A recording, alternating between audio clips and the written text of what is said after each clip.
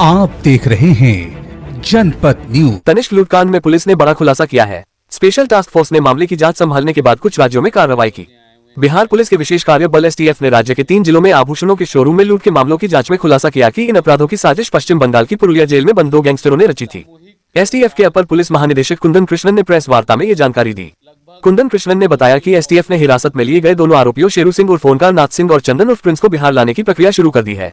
उन्होंने बताया कि जांच में सामने आया कि शेरू सिंह उर्फ ओंकार नाथ सिंह और चंदन उर्फ प्रिंस दोनों भोजपुर, पटना और पूर्णिया जिलों में आभूषणों के शोरूम में लूट की हाल की घटनाओं में शामिल गिरोह के सरगना हैं। पुलिस ने अब तक घटनाओं में शामिल गिरोह के 17 सदस्यों को गिरफ्तार किया है। गिरफ्तार किए गए अधिकांश आरोपी आदतन अपराधी हैं। बिहार एडीजी कुंदन कृष्णन ने कहा कि राज्य में कुख्यात अपराधियों का जिलावार डोजियर तैयार हो रहा है। एसटीएफ ने अब तक 3000 नक्सली या नक्सली गतिविधियों में शामिल लोगों के अलावा सभी जिलों के 4000 अपराधियों का डाटाबेस तैयार किया गया है। इसके आधार पर कार्रवाई की जाएगी। एसटीएफ के अपर पुलिस महानिदेशक कुंदन कृष्णन ने और क्या कुछ कहा, देखिए हमारी पूरी रिपोर्ट। प्रेस कॉन्फ्रेंस है, हमारे टीम के सभी मेंबर्स यहाँ आए हुए हैं। आईजी ऑपरेशन, डीआईजी एसटीएफ और तीन एसपी साहब, एक एसपी साहब छुट्टी पर। इनके सामूहिक कार्य से हम लोग लगभग 2 जो इम्पोर्टेंट केसेस हुए हैं पहले ये 3 माह में। एक जीवा 21 जनवरी को हुआ था, जीवा ज्वेलरी शॉप में दानापुर में, और दूसरा जो हुआ था आरा में तनिष्क 10/3 को। ये दोनों कांडों में लगभग अनुसंधान हम लोग काफ़ी आगे बढ़ गए हैं, कुछ ही लोग बचे हैं।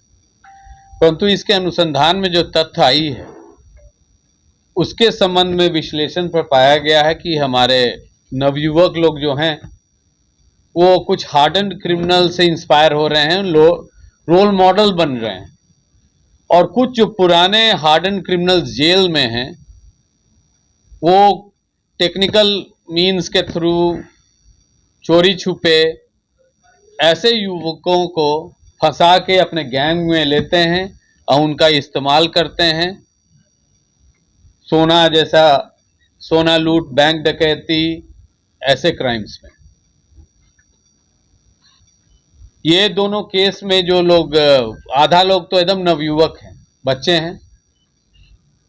तो इनकी माता पिता अब किस दौर से गुजरेंगे, बेल जेल, क्योंकि अब जो अनुसंधान हो रहा है इम्पोर्टेंट केसेस का, उसमें हम लोग काफ़ी परिश्रम कर रहे हैं और सजा दिलवाने का भी प्रयास करेंगे। साथ ही साथ बिहार पुलिस की जो रुख है अब जीरो टॉलरेंस की, ये तनिष्क वाले मामला में जैसे 7 अपराधी घटनास्थल पर थे, उसके अलावा करीब 10 अपराधी और थे। 3 को गोली लगी, 1 दिवंगत हो गए, 2 घायल हो गए और अभी 3 लोग अभी भी फरार हैं। उन लोग को हम लोग तलाशी जारी है। इसके अनुसंधान में जो बात आई है, जैसे सोना जो रिसीव करते हैं, 2 नहीं पकड़े गए हैं, उन लोग भी 10-10 केस, 5 केस, 6 केस में पूर्व से चार्जशीटेड हैं।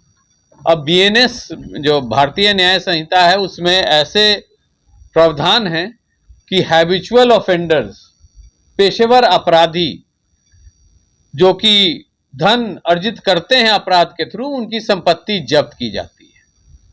तो इस पीसी के मार्फत से ये भी हम वैसे लोगों को सूचना देना चाहते हैं। कुछ लोग पाए गए हैं, उनके परिवार वाले लोग अपने बाल बच्चे के करतूतों से काफ़ी प्रसन्न होते हैं, क्योंकि वो धन अर्जित करके ला रहे हैं, उसी से गाड़ी चल रही है घर में, उससे घर बन रही है।